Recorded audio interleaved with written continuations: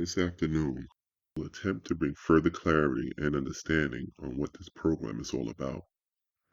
Now, before we begin this brief lecture, I would like that you engage in a very brief assignment for me.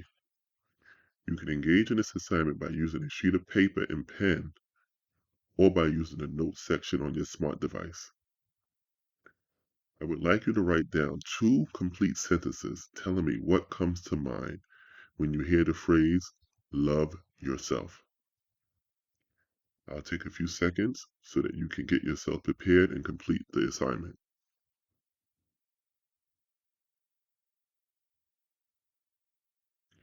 Okay, you obviously know what sentences you have written down, but can you take a guess at what sentences others may have written down? Do you think they may be similar to yours? Perhaps they may be different. By the way, I sent this assignment out to about 35 people, and here are some of the common sentences that were stated. Now, I would like that you take note on if there are similarities or differences from what you have written down. Here's one. To love yourself means to know your self-worth and don't take anything less from people. Here's number 2. To love yourself means to have self-respect and to carry yourself with dignity. Here's number 3. Self-love means knowing your value as a person. Here's 4.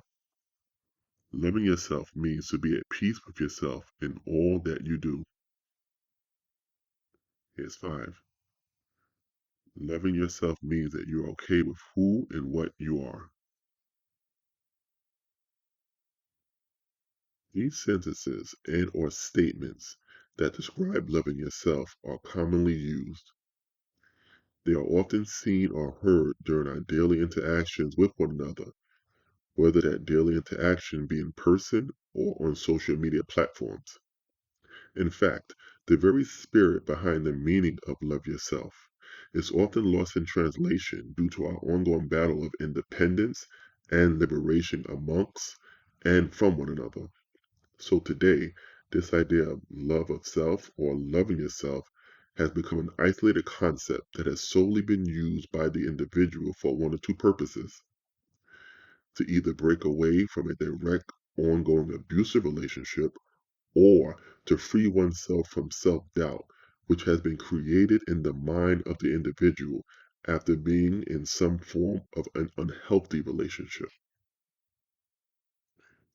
We have managed to take such a broad, powerful, and universal concept and have reduced it to a meaningless social regurgitation, which has resulted in poor social relations, resentment, abandonment, and isolation.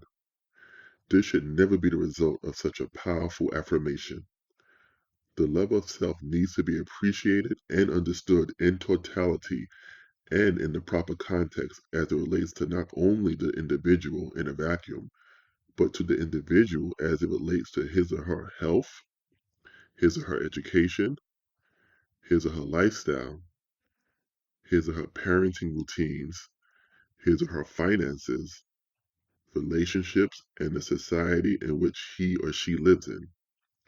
So today, it is our desire to reintroduce you to a concept you may be familiar with, a concept that you may have heard before, a concept that is needed now more than ever: love black self. What is love black self? Love Black Self is an idea. Love Black Self is a concept. Love Black Self is the only realization that the black man and black woman must finally turn to for the sake of a better tomorrow. It is about black people coming together and establishing a community of self-sufficiency, togetherness, and a level of higher thinking and learning in all fields of advanced education. These fields of advanced education is what all civilized societies are heavily engaged in and what they heavily rely on. Such fields heavily influence our day-to-day interactions with one another. These fields include, but are not limited to, the human body, sciences, philosophy, relationships, religion, mathematics, history, astronomy, medicine, health and fitness, rehabilitation, economics, and politics. Although these fields are often seen as subjects of being independent of each other, you will find upon further examination and discussion that these fields are indeed related to one another with some key terms and concepts that carries over from one branch of knowledge to the next. It is quite an amazing phenomenon when one considers how the human body, which is a subject of biology and chemistry, have several connected systems with our planet Earth, which is a subject of earth science. Here is one major connection the two have: water. If you looked at any picture of the Earth from observation satellites, you can't help but notice that most of what you see is water. There's a lot of blue on those images. In fact, it is stated that 71% of the Earth's surface is made up of water. Similarly, the vast majority of the human body content is water. It is estimated that 60% of the human body consists of water. Another similarity that our planet Earth shares with the human body is the flow of the natural resource supply, which is essential to sustaining life. The circulatory system, which consists of the blood vessels, veins, and arteries, work to move blood throughout your body, which is the very reason you're alive. Likewise, rivers and streams play a vital role in keeping us alive as they carry water throughout the planet. And if you have no water, you have no life. I sure hope you understand that.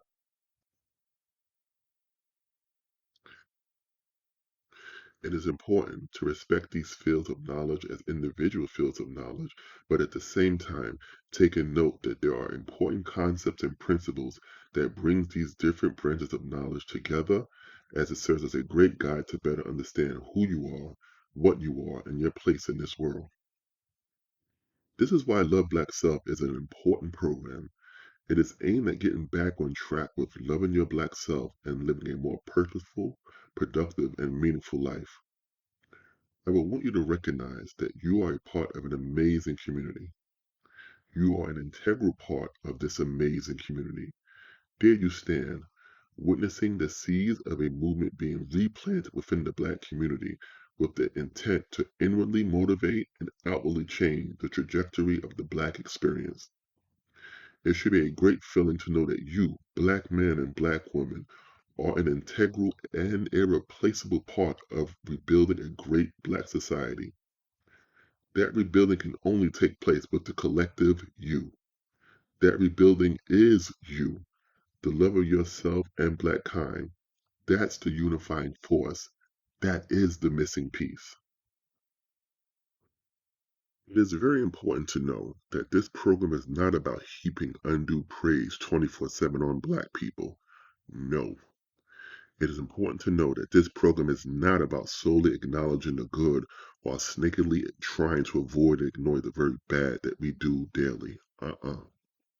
While we are proud to be Black people and descendants of the original man and woman on earth, we find our current condition to be one of unacceptance as we continue to search collectively for our day in the sun.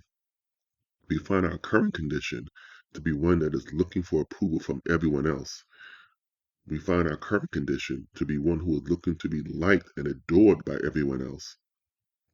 We often will go through great measures where embarrassing the self for the amusement of others has become the way to achieve such an unproductive feat. During that search and find, we must make a conscious effort in understanding and acknowledging how we have played and continue to play key roles in our own extermination. This statement cannot be emphasized enough. This statement should not be cast out by the wayside. This statement should not be ignored. Again, we have played and continue to play a key role in our own extermination. We are forced to recognize such. How can we overcome our struggles if we are not made to see our struggles? How can we overcome our struggles if we foolishly believe that our poor decision making and behavior patterns are not only normal, but have not contributed to our struggles and setbacks? How can you overcome your personal struggles without first taking a long, hard look in the mirror? To not do this is nothing short of a recipe for disaster. And it most certainly has been a disaster. And without making the necessary corrective changes, it will continue to be a disaster for the foreseeable future.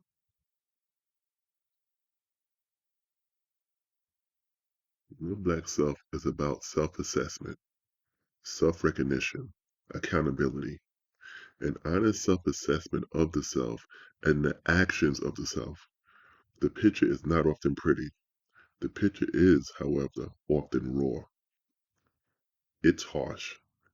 It's ugly. It's disappointing and it's relentless. But at the same time, the picture is beautiful. The picture is fulfilling. The picture represents progress and hope.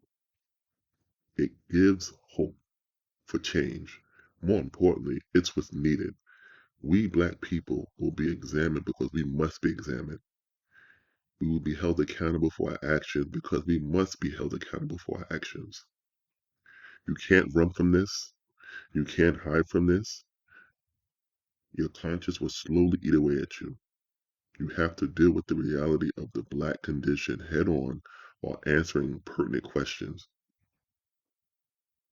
What role did you play in cleaning up your faulty behavior patterns? What role did you play in uplifting Black people? What role did you play in cleaning up your house? What role did you play in cleaning up your community so that your children may feel safe and learn? What role did you play in ensuring your partner is in the best position to succeed and be successful?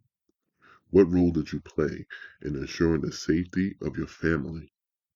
What role did you play in seeing that your children are set up to deal with the realities of an uncertain economic world that they will inherit? What role did you play in ensuring that you'll be around long enough to guide your children into adulthood? What role did you play in loving a Black woman? What role did you play in loving a Black man? You don't have to answer this to me, but you will have to answer this to yourself, the conscious mind. We have to be able to communicate with one another. We have to be able to talk to one another. We have to be able and willing to work as a team. And as you might know, in a team or on a team, there are no I's. When properly understood, this means that you should not work alone, but rather together with others in order to achieve a particular goal or outcome. And along the course of achieving that goal or outcome, there's a certain way you should be communicating. The communication should be one that is highly respectful, but at the same time brutally honest. Some may believe that this method can be counterproductive and lead to conflict. And you know what? They're not far off. In many cases, it has led to just that conflict.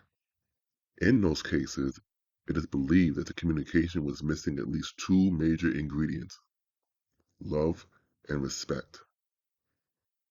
If it's understood that love and respect is at the center of all forms of communication between Black people, then that opens the door for us to be honest with one another, even if some of the words may come out harsh. But without first establishing love and respect before honest communication, then you risk the possibility of losing the person, not just mentally, but perhaps physically as well. The Black man or Black woman who has not demonstrated love of Black self, who has not demonstrated a sense of Black pride and responsibility, who has not demonstrated the ability to love Black as evident by the very partner chosen, is in no way, shape, or form in a position to teach or even talk to Black people about loving themselves. No, sir. This must be understood, and it must be understood in its proper context. The Black man or Black woman who has not expressed a high degree of self-love has no right to talk to Black people about loving the Black self. He or she is unqualified. He or she is unfit, and more importantly, not even worthy of your open ear or attention. You must know this. Such individuals are counterproductive to Black love, and Black progress. Such individuals often require so much of others, while at the same time are unable or unwilling to do it themselves. They ask others to practice what they preach, but upon examination can't even practice it themselves, nor do they truly believe what they preach to try to put it into practice. Shunning these type of individuals is the best thing you can do for yourself. We are brought up in a world where there is so much anger and hate, so much violence, so much mistreatment, scamming, deception, dishonesty, and betrayal. This reality can do one or two things. It can lead the individual to believe that there is no hope for a better tomorrow, or it can lead the individual to search for that better tomorrow. Oftentimes, the individual chooses to bring about that better tomorrow by utilizing the same resources that he has become accustomed to seeing growing up: deception, betrayal, and violence. This appears to be the order of operation for many of our people until they stumble across a little glimmer of hope. It is often missed and, quite frankly, gets drowned out by all of life's distractions. And we know that there are all types of distractions that the individual is heavily bombarded with throughout his or her day-to-day life.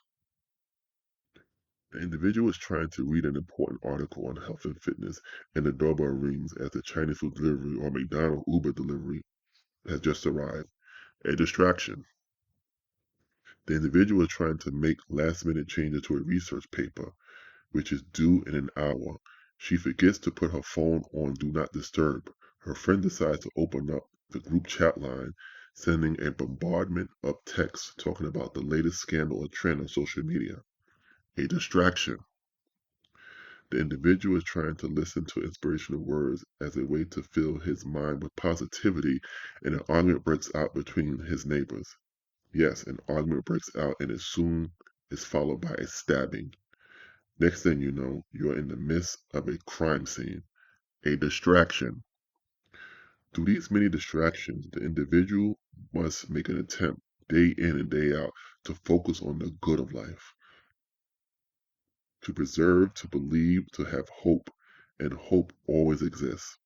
There are glimmers of hope that presents itself in one's lifetime and at any given moment in time. It is up to the individual to recognize that glimmer of hope, and that individual can be successful at doing such, so as long as he or she is in the right frame of mind and clear conscience to be receptive towards such. If the mind is not clear and free of distractions, then it will be difficult to recognize positive signs to direct the individual. We receive signs every day that are put in place to direct us. The signs can be a person that is telling you that you shouldn't do this or that it is imperative that you do this and that. Every day, there are signs that we miss because of our inability to have a clear mind and clear conscience. A clear mind and clear conscience allows one to be receptive towards receiving love and providing love to others. It is absolutely essential that this is established before there can be unity between Black people. Love must indeed be the basis in which we operate our daily affairs. Everything we do must be centered around loving your own kind. We as the people must understand this. We must be able to bond with one another. We must have an idea or philosophy that helps us bond together. Love can actually be considered a bonding force on social, psychological, philosophical, and an emotional level. And if you remember from your chemistry class in grade school, bonding is an absolute necessary component of life. In fact, it is how life exists and is the very way life will continue. It is the chemical bond that holds atoms together in molecules. Bonding forces are essential to life. Bonding forces occur on a chemical level. Chemical bonds are forces that hold atoms together to make compounds or molecules. If bonding is the force acting on us on a chemical level and vital for bringing forth and sustaining life, then bonding on a social and psychological level too must be emphasized as a necessary acting force in which love is the adhesive for the continuation of life. This is the natural order of life and the most common sense approach to establishing success as a people. When love is the bonding force or principle for which a people operate from, then you know they have your best interest at heart. We need to know others, particularly our people, have our best interests at heart. Having someone's best interests at heart means that you seek to do no harm. As one of the important steps in a medical student becoming a doctor, the medical student must take the Hippocratic Oath. It is one of the oldest binding documents in history, and one of the promises within that oath is first, do no harm. The medical student must agree to this. The doctor must always go back to this oath as a reminder during his line of practice. He must seek not to hurt. Black people must have an oath in which they seek not to hurt their own kind. Black people must have an oath in which they seek to operate with the best of intent, with the individual's best interest in mind. You put the individual's needs before you put your needs. You consider what the individual would like done. You consider what the individual would like done. So as long as no one is harmed or hurt in the process, before your considerations on what you would like done, your needs take a back seat to the individual's needs. You ask how you can best serve and help the individual before you seek to find out how you can best serve yourself. This philosophy or concept is a complete 180 as compared to what we see being put into practice today within our communities. This philosophy would be considered a foreign concept and in many cases outright rejected by the many operating businesses and educational institutions within our communities. It is the most extreme of situations. You'd be lucky if you left the conversation with your head still attached to your body after such a proposal. But nevertheless, it is the right proposal. It is the right thing to do. And it is doing that right by our people with love at the focal point that will make us a better people tomorrow for the sake of generations to come. But nevertheless, it is the right proposal. It is the right thing to do. And it is doing the right by our people with love at the focal point that will make us a better people tomorrow and for generations to come. And that's what Love Black Self is about. That is what Love Black Self seeks to instill within you. We just hope you are receptive and will join on to our organization and idea that puts the interests of the black man and the black woman first. I thank you.